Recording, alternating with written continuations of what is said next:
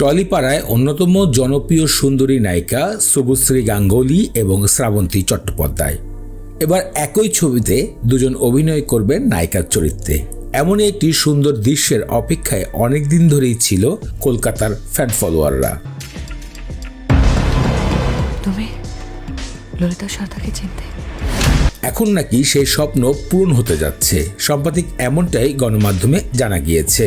শুভশ্রী গাঙ্গুলীর স্বামী পরিচালক রাজ চক্রবর্তী প্রলয় 2 সিনেমাতে এমন ঘটনা ঘটতে পারে বলে এক গোপন সূত্রে প্রকাশ করেছেন একটি পত্রিকা।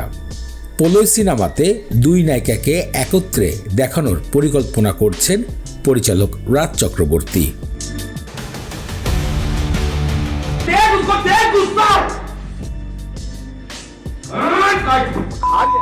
চিত্রনায়িকা শ্রাবন্তী চ্যাটার্জি ঠাকুমার ঝুলির একটি গল্প নিয়ে হাজির হওয়ার কথা গণমাধ্যমে জানা গিয়েছে, যার কাজ চলমান রয়েছে এবং তা প্রকাশ করা হবে হইচই ওটিটি প্ল্যাটফর্ম।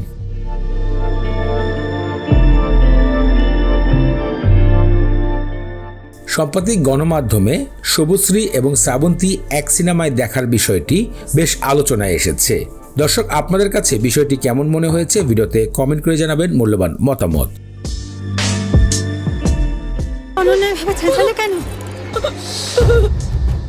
কেউ একটা আমার পা ধরে টেনে নিয়ে যাচ্ছিল। কে তোমার পা ধরে টেনে নিয়ে যায়?